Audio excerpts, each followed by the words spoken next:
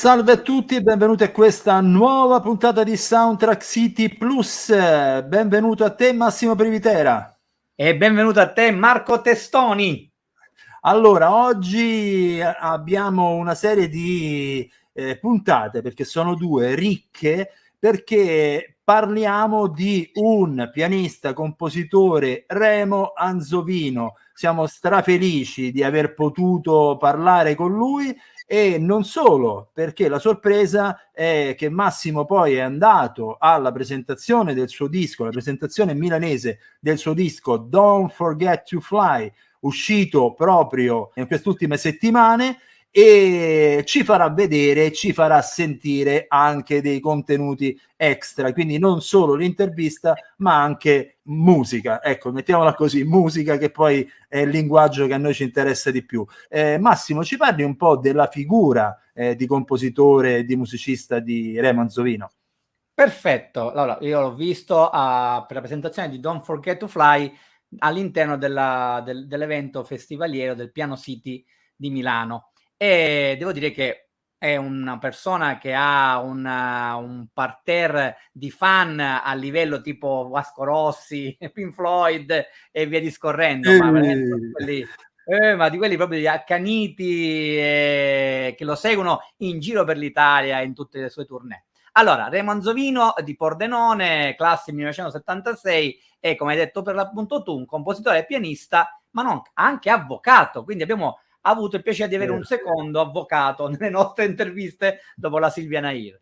Allora, lui si è dedicato per molti anni come compositore di musica per il teatro, ma ha anche fatto una marea di sonorizzazioni e tante colonne sonore di cui parleremo anche all'interno di queste due puntate.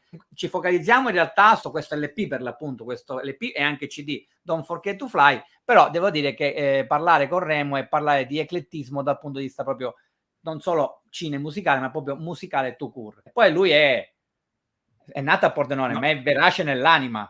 Sì, perché poi di radici napoletane, quindi è proprio uno strano mix di culture, lui stesso, e di sensibilità. Peraltro io questa intervista la consiglio particolarmente ai giovani compositori, perché si parlerà di tante questioni che hanno a che fare anche col mestiere, con la sensibilità del musicista. Insomma, quindi ascoltatelo attentamente, lo dico soprattutto ai giovani. Io direi, bando alle ciance, iniziamo.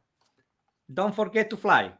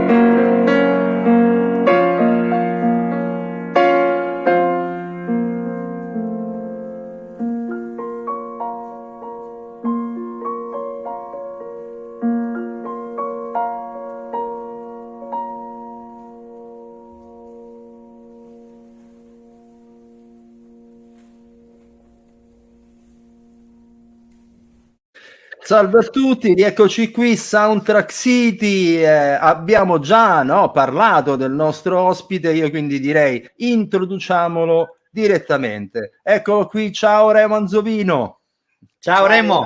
Ciao a te Marco e Massimo e a tutti gli amici di Colonne Sonore. Di Colonne Sonore e Soundtrack City, che è poi il braccio visuale di Colonne Sonore. Infatti. Senti, io inizierei proprio direttamente, siccome abbiamo davanti un compositore, Massimo, che come abbiamo già visto ha una carriera piuttosto imponente, facciamo il contrario, partiamo dalle ultime, dal suo ultimo lavoro, questo lavoro discografico dal titolo già che è un manifesto di per sé, Don't Forget to Fly, non dimenticare di volare.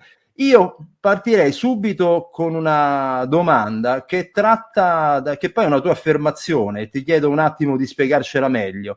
L'uomo è progettato per volare, non deve soffocare i propri desideri. Viviamo in un momento storico in cui siamo bombardati dalle immagini.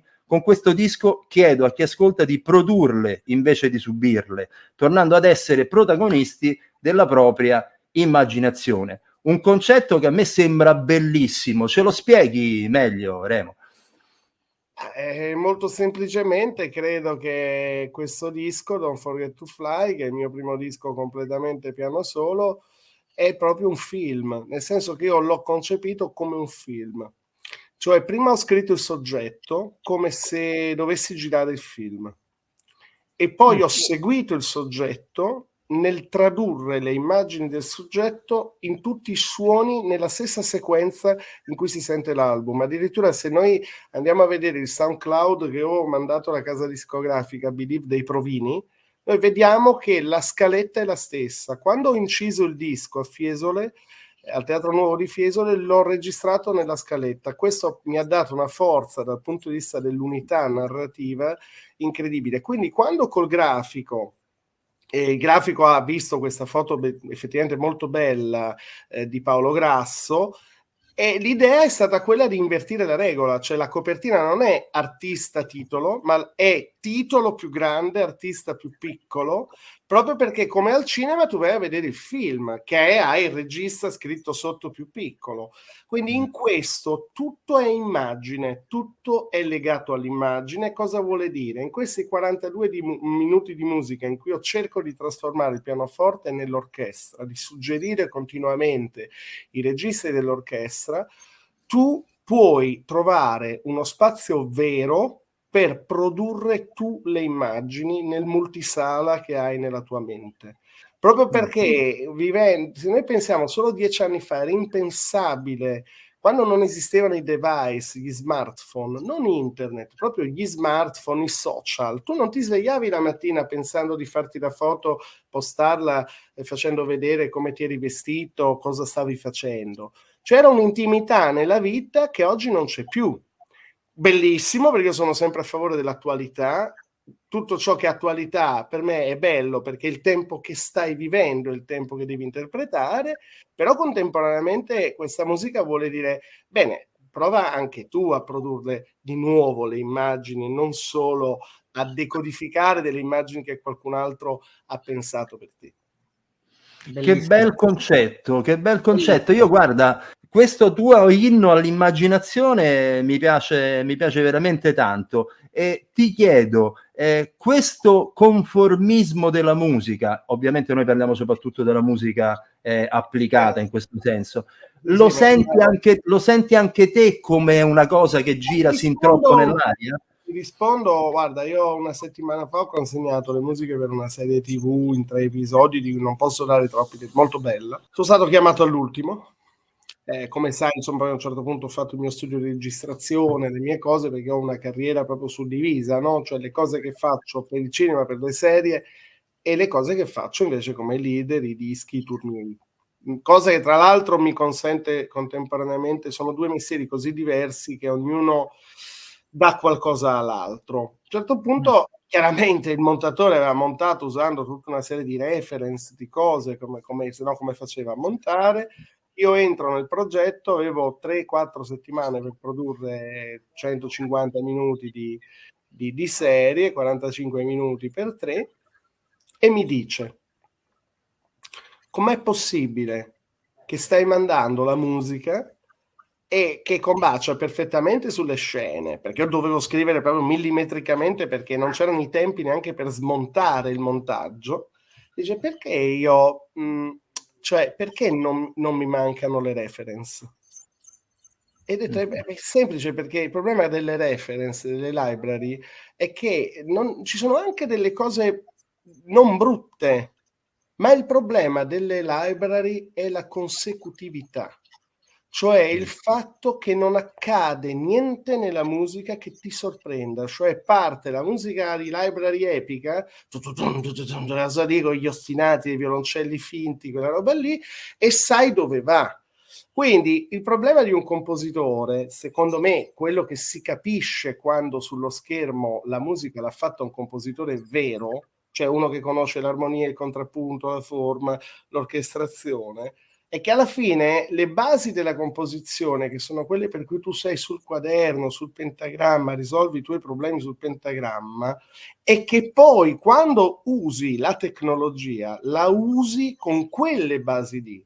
Cioè, se tu sai orchestrare bene, il pezzo suona da Dio, anche se lo fai con i suoni delle library, che sono oggettivamente straordinarie. Cioè, porto un esempio: nessuno si pensa più di chiamare veramente i timpani a registrare se non hanno un ruolo primario, perché se tu hai bisogno di un ingresso su una cadenza dei timpani, cioè ci sono delle library che sono straordinarie. Il problema è come li usi i timpani, come usi i contrabbassi, come raddoppi i tromboni, e questo secondo me lo impari solo con un bravo insegnante di composizione. E quando studi Palestrina, Bach, Mozart, Beethoven, Tchaikovsky, Grieg, Ravel, Debussy, hai capito come hanno fatto loro, vai a capire perché Puccini orchestrava in quella maniera e perché Verdi la faceva in un'altra maniera, pensando sempre che se Mozart fosse vivo oggi, userebbe l'elettronica, userebbe le library, non è che si limiterebbe a fare i quartetti prussiani, visto che con i mezzi dell'epoca era avanti 300 anni. E questo è l'approccio, cioè la conoscenza formale della musica, delle basi della musica occidentale e non, tu la devi poi applicare usando i rumori dell'elettronica, sapendo usare anche le macchine, non rimanendo schiavo delle macchine, non subendo la macchina, e facendo delle proposte che siano personali, di sonorità, di scelta armonica, di scelta ritmica. Quindi in qualche modo la creatività poi del compositore deve uscire fuori. Mi hai dato un colpo al cuore quando hai parlato proprio di timpani, perché io sono un percussionista, ma ahimè è ormai dagli anni '80 che noi ci hanno quasi sostituito totalmente. No, io Però parlando no, ad esempio di uno strumento che io quando faccio i lavori in orchestra chiedo sempre 4 caldaie, cioè la prima richiesta che faccio, recentemente anche lavorando con l'orchestra della Magna Grecia, per cui ho scritto questa sinfonia breve per coro e orchestra, cioè tu vedi la lista, timpani 4 caldaie, cioè nel senso timpani è uno dei miei strumenti in orchestra preferiti, assieme ai corni, cioè corni e timpani. Infatti la domanda che fai sempre poi al direttore musicale è: ma com'è il timpanista, com'è il percussionista, come posso scrivere, cioè quindi, però tu capisci che dentro una serie televisiva hai necessità di un ingresso su una cadenza di una rullata che sta dentro una montagna di suoni.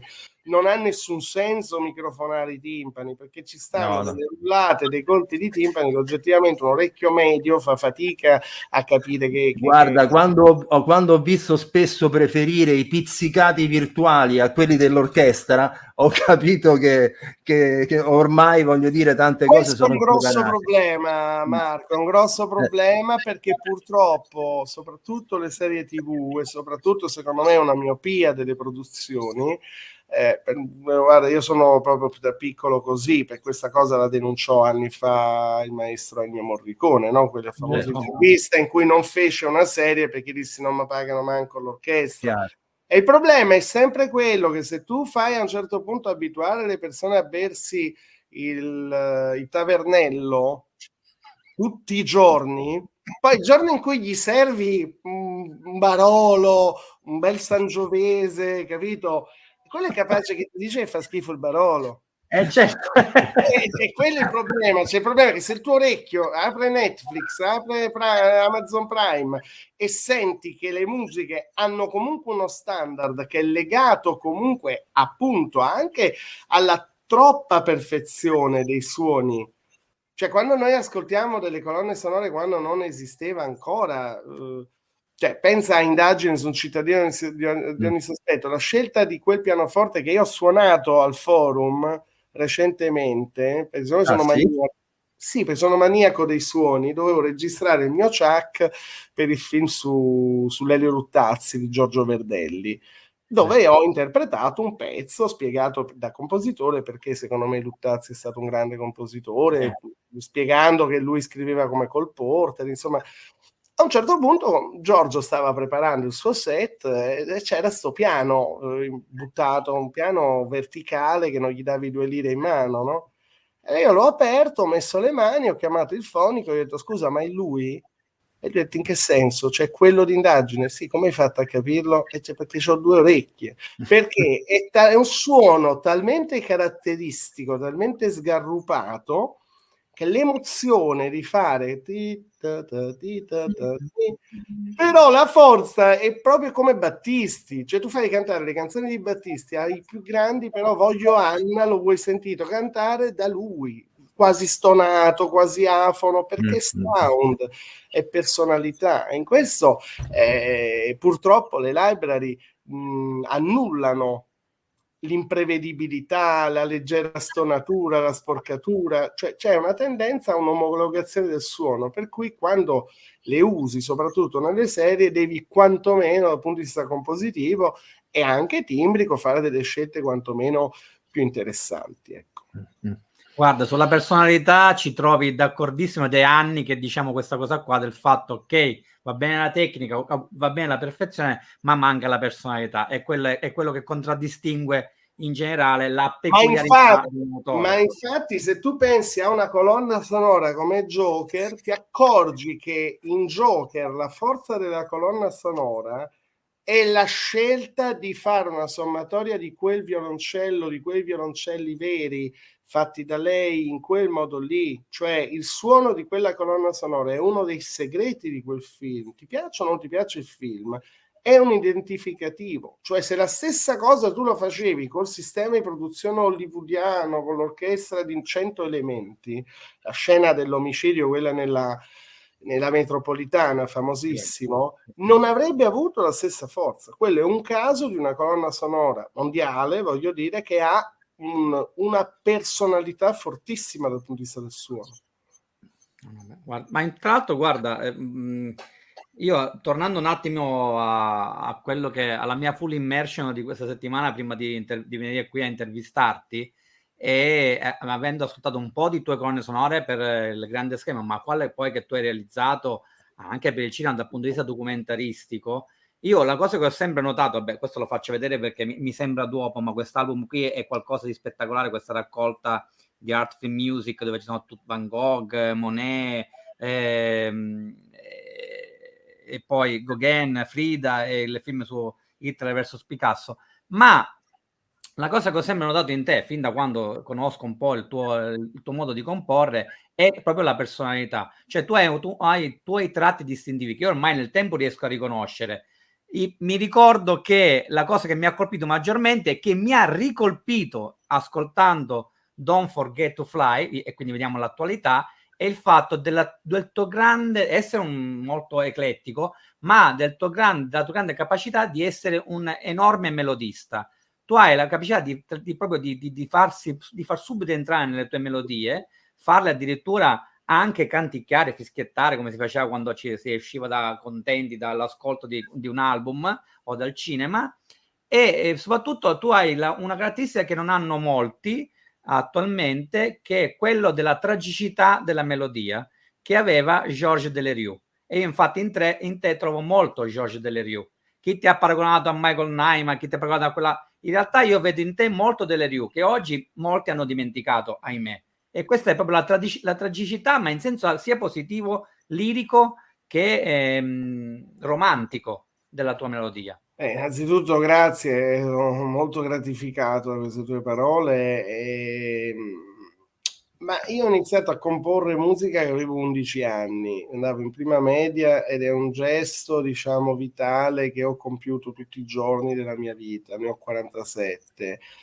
Avevo una predisposizione naturale per la melodia, forse determinata dal mio sangue che è completamente napoletano e dal fatto che i genitori sono tutti e due di Napoli e dal fatto che la mia guida spirituale nella musica è stata sin da adolescente il grande compositore di Napoli Antonio Sinagra, perché Antonio era grande amico sin dalle elementari con mio padre, quindi mio padre che poi ha fatto lavoro che non è quello del musicista, vedendo questo bambino, questo ragazzino che aveva questo spunto, diciamo, creativo, un Natale, avevo 13 anni, mi portò a casa di Antonio, cioè Antonio parliamo da Edoardo De Filippo, la Gatta Cenerentola, Napolè di Pino Daniele, quando noi sentiamo l'introduzione per oboe è un'invenzione di Antonio, perché la canzone di Pino non aveva quell'introduzione, no?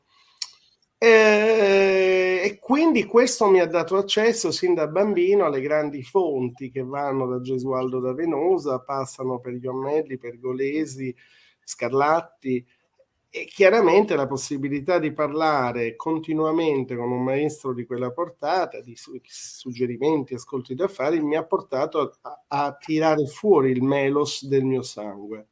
Ma sono nato e cresciuto a 20 minuti di macchina dalla tomba di Pasolini, dai luoghi del Vajont, dai luoghi di Tina Modotti, paesaggi disadorni del Friuli, che quindi per me sono diventati la pulizia, l'eleganza, la tela bianca su cui dipingere il Mediterraneo che scorre nelle mie vene. E credo che infatti di avere sempre contrastato questa fortissima naturalezza per la melodia, con ascolti e quindi poi con un modo di produrre le cose mai mieloso, cioè dove io non, anche quando tocco delle corde particolarmente liriche, l'essermi, diciamo, abbeverato a Steve Reich, Brian Eno, Bauhaus, Joy Division, Sakamoto, Alva Noto, cioè ha fatto sì che lo stile sia uno stile comunque essenziale, anche quando feci il mio primissimo disco, che registrai il Dispari 18 anni fa, in effetti era un suicidio quel disco, perché era un disco di melodie. Se tu sai benissimo che all'inizio degli anni 2000 la melodia era vista proprio come il fumo negli occhi. Oggi possiamo dire che quella battaglia, tra virgolette, è stata vinta, perché oggi mi rendo conto di essere diventato anche in un certo modo un riferimento, perché oggi c'è un grande ritorno alla tonalità, alla melodia, eccetera, eccetera. Il compositore che citi è uno dei più grandi compositori, secondo me ingiustamente dimenticati. Io ho cercato di fare mie, nel mio piccolissimo, alcuni pochi grandi insegnamenti, secondo me, che però ha lasciato Morricone. Morricone diceva che se vuoi essere veramente un compositore per le immagini dovresti avere almeno una preparazione, diceva lui, del vecchio settimo anno di composizione, cioè devi possedere il contrappunto e la fuga, oltre all'armonia. L'altra cosa che diceva e che io condivido e che quindi semplicemente ho tenuto come regola di vita, poi ognuno fa la propria carriera con i propri mezzi, col talento che ha, ok, però è importante capire degli insegnamenti.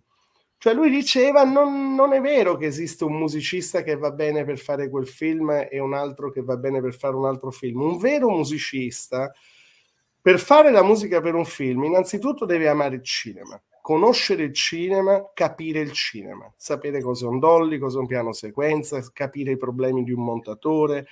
Cioè devi andare al cinema, ti deve piacere il cinema, se non ti piace il cinema non è meglio che lo lasci stare, secondo me. Può succedere che fai una cosa, ma non ne farai 20, 30, 40, 50.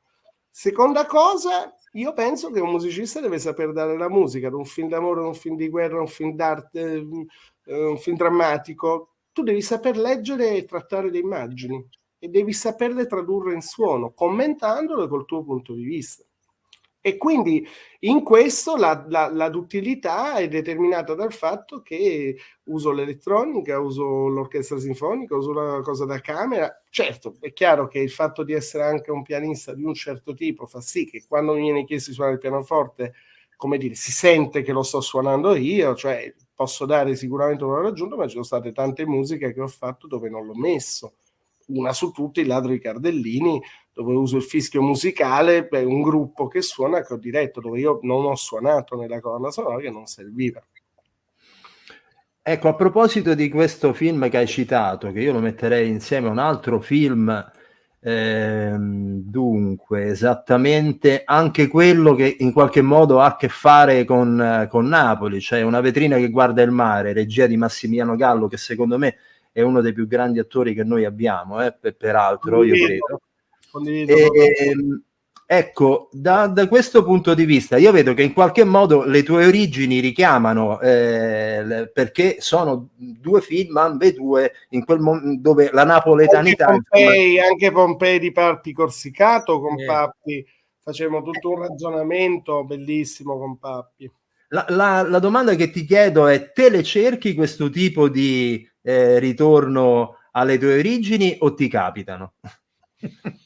No, sono sincero, ma hanno oggettivamente, con Carlo Luglio nacque che Carlo venne a vedere un mio concerto a Castel Sant'Elmo, ci conoscemmo, mi parlò di questo film, mi mandò la sceneggiatura, mi chiese di mandargli un'idea e mi venne in mente quel tema, glielo mandai, che glielo fischiai io sull'iPhone col pianoforte in maniera sgarrupatissima, però gli piacque molto.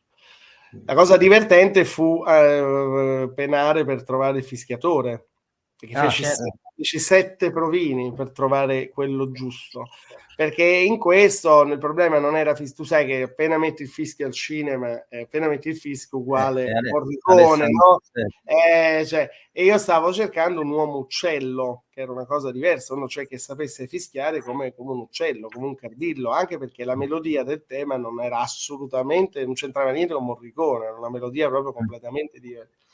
E lì poi lavorai con questo grandissimo Tommaso Novi di Pisa, che sta dentro questo gruppo I Gatti Mezzi, insomma, e io rimasi strabiliato da questo, come fischiava come un uccello.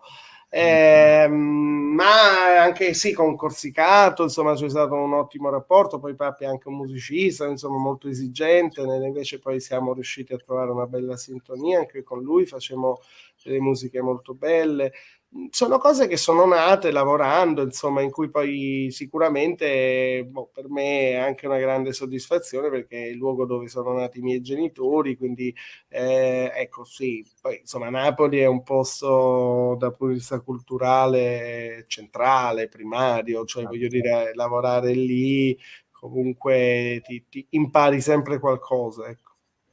Tra l'altro, guarda, Remo, che è capitato ultimamente che abbiamo pubblicato l'intervista e ho fatto l'intervista personalmente a Luis Siciliano e ha citato, grande Luis, ha citato tutti i compositori, tutti gli autori che sono stati fonti ispirative per te, che lui anche in parte ha frequentato, in parte comunque ha assorbito, ed è bellissimo sentire poi quei nomi che poi si fanno pochissimo, come Sinagra, come anche non so se mi sbaglio, io penso che lui avesse un rapporto molto importante con Bacalov.